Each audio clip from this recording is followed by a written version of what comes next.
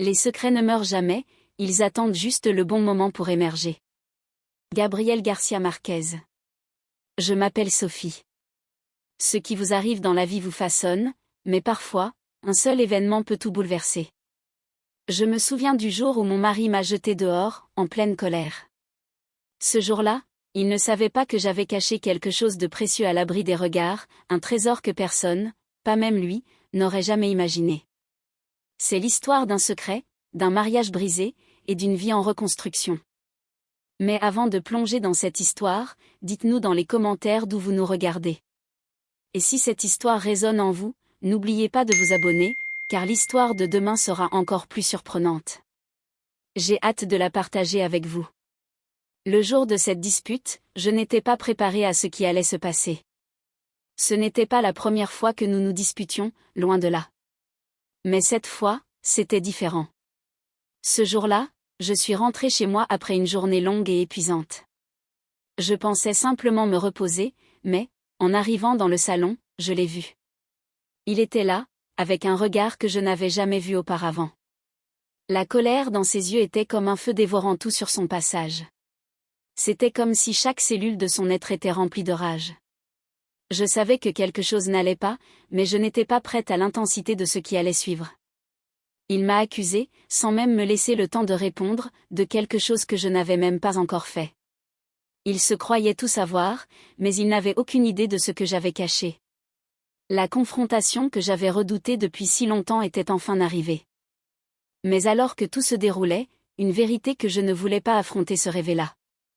Le secret que je portais, et que je croyais à jamais enfoui, était désormais exposé.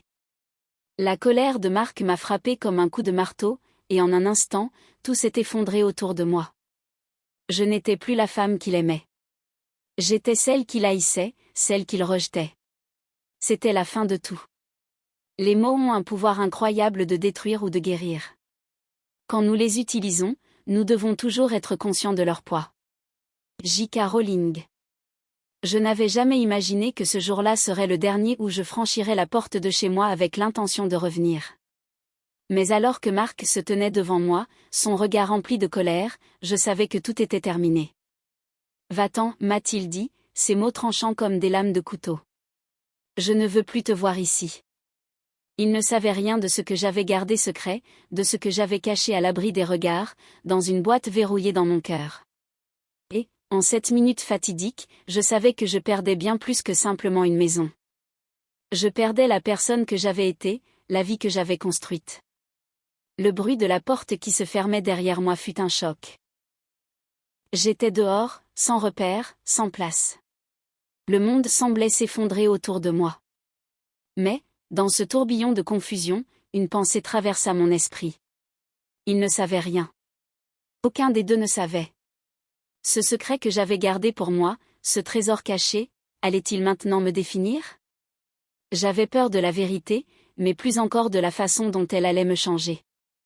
Qui serais-je une fois que tout serait exposé? Je me suis retrouvée dans la rue, sous la pluie, les larmes se mélangeant à l'eau qui tombait du ciel. Marc ne savait pas. Il ne savait rien de mon passé, de ce que j'avais fait avant lui. Et maintenant, je n'avais nulle part où aller, aucune direction à suivre. Le silence autour de moi était assourdissant. Je me sentais vide, abandonnée, mais je savais qu'il n'y avait pas de retour possible. Je devais faire face à ce secret. Ce n'était plus une question de choix. C'était une question de survie. Après plusieurs heures, je trouvai refuge chez une amie, Marie, qui m'accueillit sans poser de questions. C'était la première fois de ma vie que je me sentais totalement seule, sans défense, et en même temps, la première fois où je me sentais libre d'être moi-même. J'avais perdu la sécurité, l'illusion d'un amour parfait, mais je pouvais encore reconstruire ma vie. Si je voulais. Et, c'est là que tout a changé. J'avais une décision à prendre. Devais-je tout lui dire? Devais-je révéler ce que j'avais si soigneusement caché pendant des années? Le poids du secret était lourd, mais le fardeau de la vérité me semblait encore plus insupportable. Il n'y a pas de guérison sans vérité. La vérité, aussi douloureuse soit-elle, finit toujours par vous libérer. Maya Angelou. Les jours qui suivirent furent un tourbillon de pensées contradictoires. Marc ne savait toujours rien de ce secret, et je savais que je ne pouvais pas continuer à fuir la vérité. Marie me conseillait de tout lui dire, mais une partie de moi hésitait encore. La peur de ce que Marc pourrait faire si la vérité éclatait, la peur de ce que cela signifierait pour nous deux, me paralysait. Chaque soir, je me retrouvais seule avec mes pensées, me demandant si j'avais encore une chance de réparer ce qui était brisé. Je n'avais jamais imaginé que tout basculerait ainsi.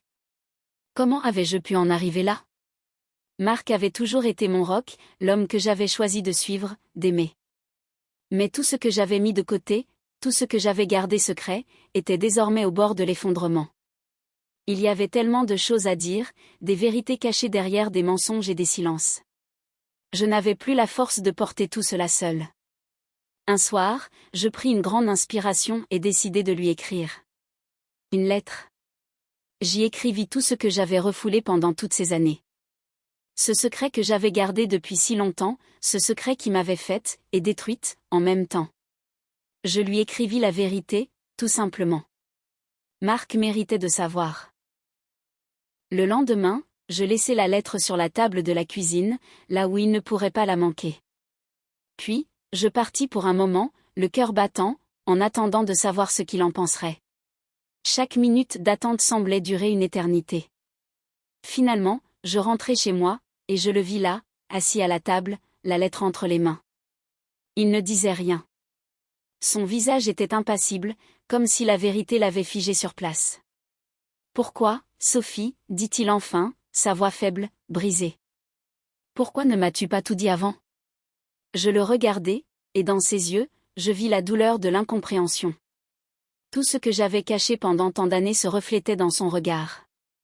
Mais je savais que, d'une manière ou d'une autre, il fallait que tout cela éclate. Il fallait qu'il sache. Parfois, il faut tout perdre pour se retrouver.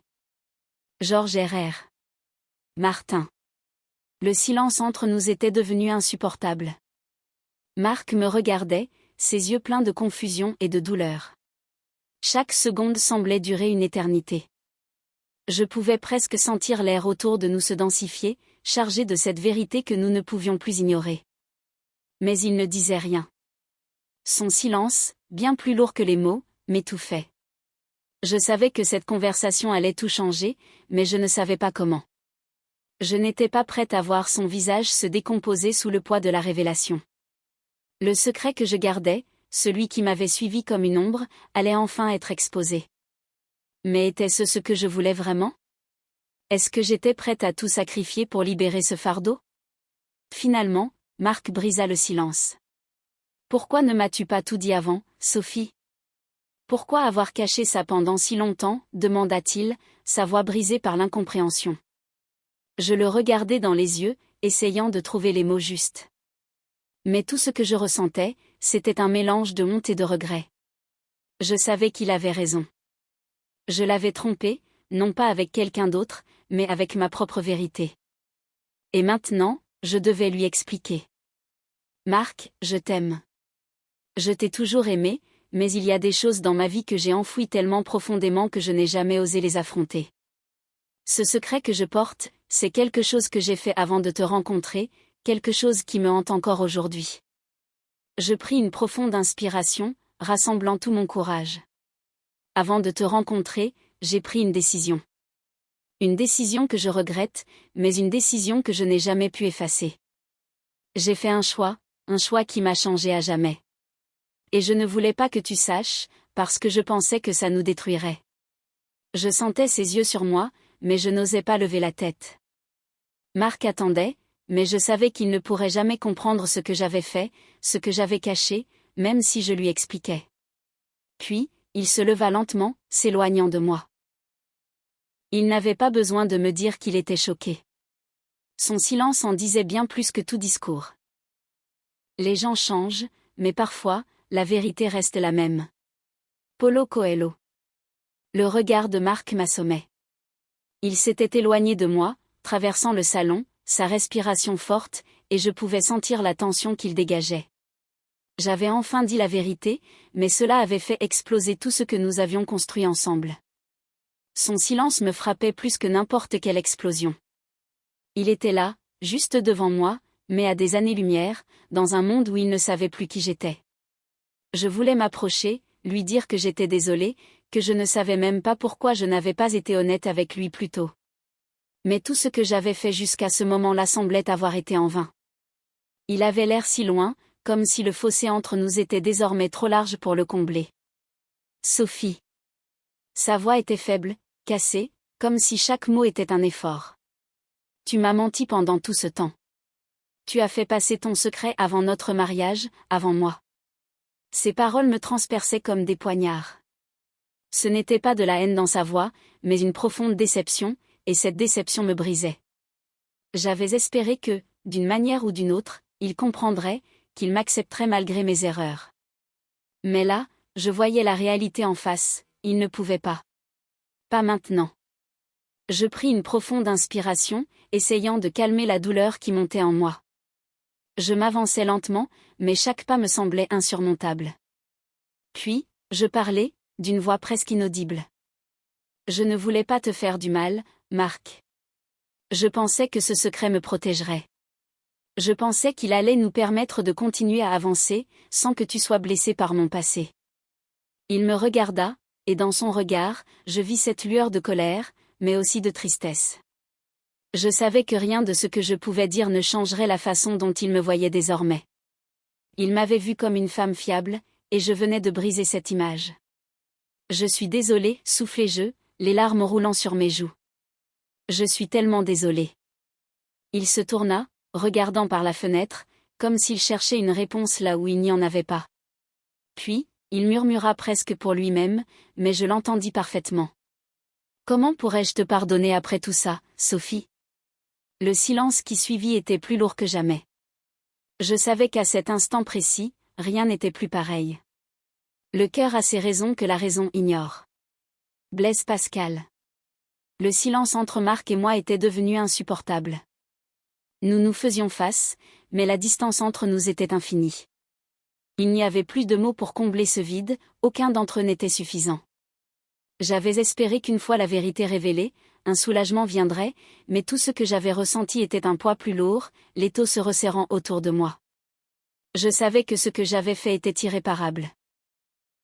Le secret que je portais depuis si longtemps avait ruiné ma vie, et désormais, il détruisait mon mariage. Marc ne me regardait plus de la même manière. Il n'était plus l'homme que j'avais épousé. Il était un étranger, quelqu'un qui ne me reconnaissait plus, quelqu'un qui voyait désormais une femme brisée, une trahison inscrite dans chaque geste que je faisais. Pourquoi m'avoir fait ça, Sophie ? Sa voix tremblait, une fusion entre la colère et la douleur. Pourquoi ne m'as-tu pas dit tout ça avant que tout s'effondre ? Je savais que je ne pourrais jamais répondre à cette question de manière satisfaisante. Le secret, la peur de sa réaction, l'angoisse de la perte, tout cela m'avait poussé à garder mon silence. Mais le silence avait fini par me tuer. Il m'avait tué et maintenant, il tuait Marc aussi. J'ai baissé les yeux, incapable de soutenir son regard plus longtemps.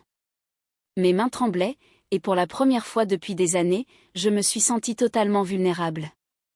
J'avais tout sacrifié pour cacher mon passé, mais maintenant, il était là, exposé, et il me rongeait. Marc s'éloigna, allant s'asseoir sur le canapé. Il se laissa tomber dans les coussins, les mains sur le visage, comme s'il cherchait à effacer ce qu'il venait d'entendre. Je me suis approchée lentement, mais je savais que tout avait changé. Rien ne serait jamais plus pareil. Il ne pouvait pas me regarder sans voir cette trahison, cette erreur que j'avais commise. Sophie, murmura-t-il, sans me regarder. Je ne sais pas comment je vais pouvoir te pardonner. C'est tellement énorme. Je pris une profonde inspiration. La souffrance dans sa voix me déchirait. Je savais qu'il avait raison. Tout cela était trop énorme, trop lourd pour être absorbé d'un coup. Mais, tout à coup, quelque chose dans mon esprit se fit clair.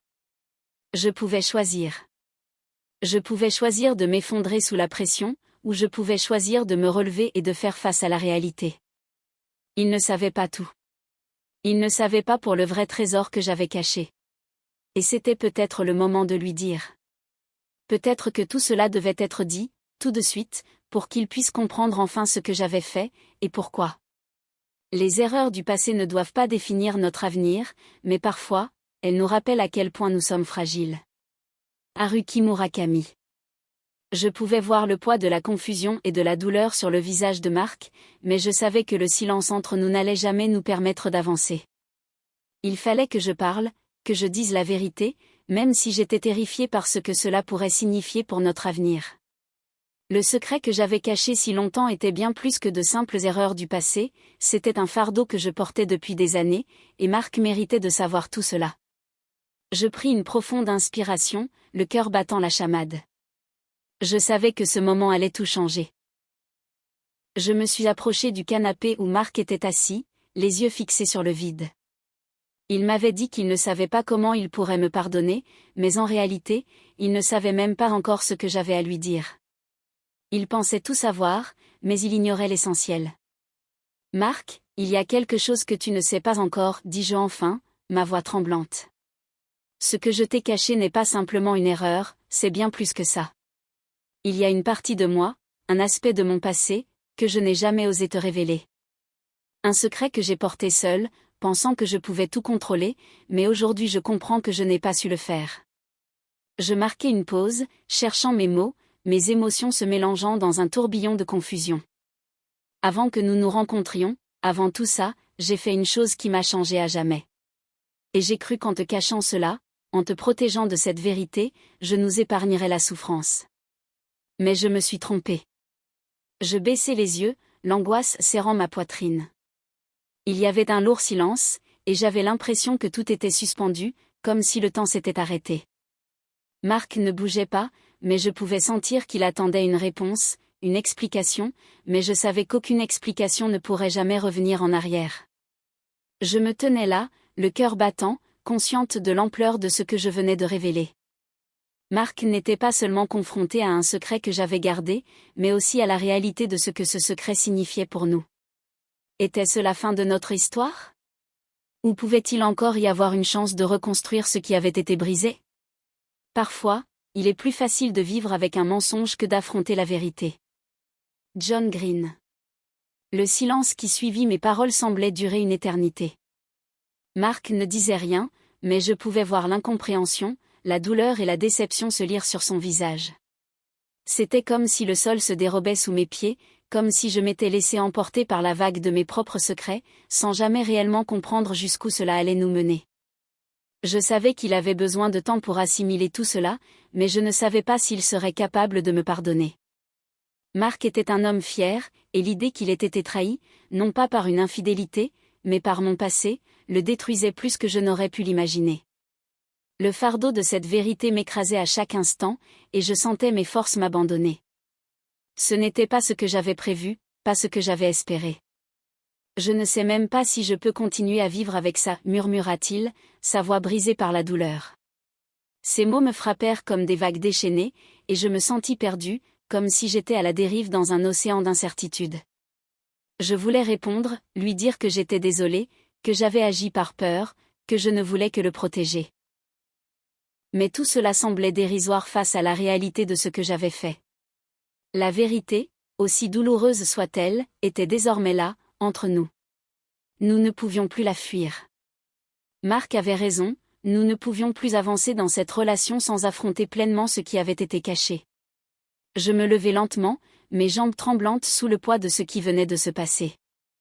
Mark ne bougeait toujours pas, les yeux fixés sur le sol, comme si le monde autour de nous venait de s'effondrer. Il n'était plus cet homme que j'avais épousé, celui qui me regardait avec amour. Il était un homme brisé, perdu, et moi, je l'avais brisé. Je vais partir, dis-je, ma voix tremblant légèrement. Je sais que tu as besoin de temps, et je ne veux pas t'imposer ma présence. Prends ton temps, Mark. Je reviendrai quand tu seras prêt, si tu veux. Je n'attendis pas sa réponse. Je savais que rien ne pourrait réparer ce qui venait de se passer. Mais je savais aussi que, d'une manière ou d'une autre, je devais partir pour qu'il puisse trouver la paix.